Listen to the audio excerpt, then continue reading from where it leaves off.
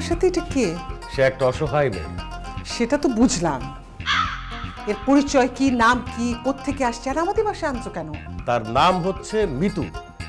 সে রাস্তার পাশে দাঁড়িয়ে দাঁড়িয়ে কাঁদছিল। এক জালিমের বাচ্চা জালিম, জানোয়ারের বাচ্চা জানোয়ার, জঙ্গলির বাচ্চা জঙ্গলি তাকে বিয়ে করে রাস্তায় ফেলে চলে গেছে। আহারে, মেয়েটার তো আসলে অনেক কষ্ট। এগুলো হচ্ছে সব পরিবারের শিক্ষা, বুঝলা? পরিবারের বাবা মা ঠিক মতো শিক্ষা দেয় নাই, এই জন্যই এই মেয়েটার সর্বনাশ করে পালা গেছে। আমার ছেলে যদি এরকম কিছু করতো, একেবারে দাঁত দিয়ে কোপ দিয়ে না ঘাট থেকে কল্লা ফেলে দিতাম। Thank you aunty. আমাকে যে বিয়ে করে পালায় গেছে তার মুখোশ আমি একদিন আপনার সামনে খুলবো, তখন আপনি অবশ্যই দা দিয়ে একদম কোপ দিয়ে তার কল্লাটা ফলায় দিবেন। তুমি খালি নামটা বলো, আমি নিজে ওই ছেলেকে খুঁজে বার করতে। আরে রাখো তোমার নাম। আব্বা, তুমি এই মেয়েকে চিনো না জানো না, বাসায় নিয়ে আসছো কেন? বাসায় নিয়ে আসছি, আমাদের বাসায় থাকবে সেই জন্যে। তোমার কি মাথা খারাপ হয়েছে?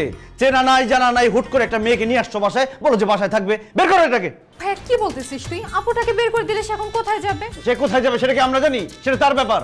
আব্বা, তুমি এইসব মেয়েদেরকে ভালো করে চিনো না। যা বলতেছে সব সাজানো নাটক, সব মিথ্যা কথা।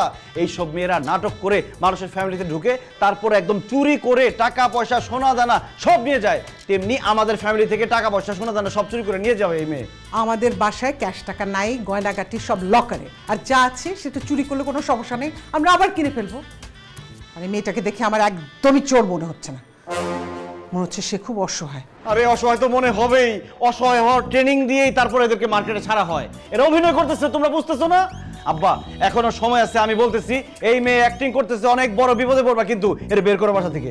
আরে বিপদে পড়লে পড়বো, তাকে বাইর করে দিয়ে কি তাকে বিপদে ফেলবো আমি?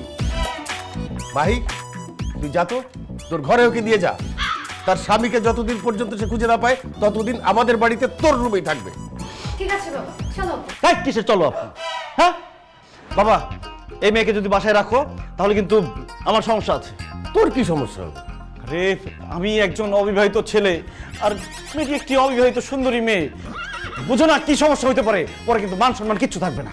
কোনো সমস্যা নেই ভাইয়া, আমি তোমাকে সব সময় চোখে চোখে রাখবো। যদি উল্টাপাল্টা কিছু দেখি তাহলে ঠিক আব্বু আম্মুকে ডেকে নিয়ে আসবো। আর আমি এসে ঝাড়ু দিয়ে তোকে মারবো। মানে তুমি বাইরের একটা মেয়ের জন্য আমাকে ঝাড়ু দিয়ে পিটাবা?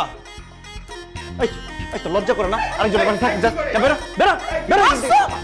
আচ্ছা, হাতটা একদম কেটে রেখে দিব, মিতু এখানে থাকবে। অসম্ভব, এই অজানা অচেনা মেয়ে আমার বাসায় থাকতে পারবে না। হয় সে থাকবে নাহলে আমি থাকবো। ও থাকবে, তুই যা। চলো আমি তোমাকে রুম দেখাবো, আসো মা আমার সাথে আসো।